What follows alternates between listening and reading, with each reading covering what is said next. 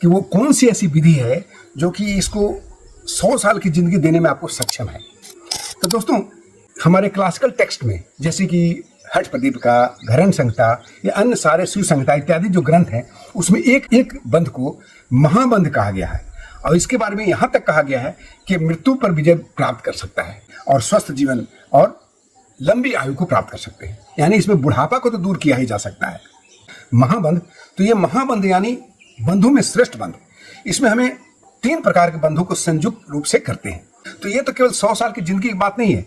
अन्य सारे जितने शरीर के जितने सारे रोग हैं, जबकि सभी इंडोक्राइन ग्लैंड्स को आप फिजिकल रूपों में बता रहा हूँ कि जितने इंडोक्राइन ग्लैंड्स है जो कि हमारे शरीर में हार्मोन्स का प्रोडक्शन करते हैं, वो सभी बहुत संतुलित रहते हैं और स्वयं अच्छे ढंग से कार्य करना शुरू करते हैं, जिससे आपकी बहुत सारी बीमारियां स्वतः रूप से समाप्त हो जाती है। लेकिन मैं उससे ज्यादा पहले ये बताना चाहूंगा कि इसको कैसे करते हैं। इसलिए 3 बंधों का संयुक्त मिश्रण है, एक है मूल बंध, दूसरा है उद्यान बंध, तीसरा है जलंधर बंध।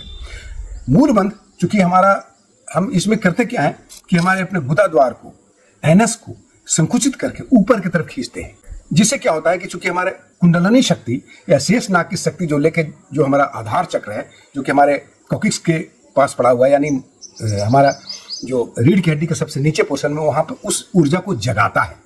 और उतना ही नहीं, साथ साथ में हमारी अपान वायु जिसकी प्रवृत्ति होती है नाभि से नीचे की तरफ बहने वाली, उसको ऊपर की तरफ लेकर के जाता है। यही हमारा शरीर की ऊर्जा को नीचे वाले द्वारों से बाहर करता है। और उद्यान बंध, ये आपको प्राणवायु जिसकी गति है आपको हृदय से लेकर के और कंठ तक को, ये कि ऊपर की तरफ भागता है।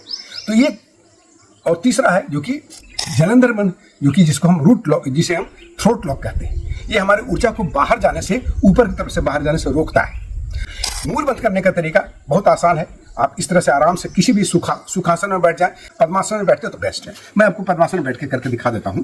आप चाहें तो इसको सुखासन में भी कर सकते हैं। रीढ़ की हड्डी आपको बिल्कुल सीधी होनी बहुत जरूरी है, यानी कमर, गर्दन और शरीर ये एक सीध में होना चाहिए। तो इसमें करने का विधि मैं बताऊं। पहले आप क्या करें कि श्वास बाहर छोड़ दें बिल्कुल, और उसको रोक करके पेट को अंदर खींचे। उसके साथ साथ में मूल बंध लगाएं। एक साथ में मूल बंध लगेगा, जो कि एनएस को आपको खींचना है, बहुत आसान है, और थ्रोट को यहाँ लगा देना है। तो ये 3 काम एक साथ करना है।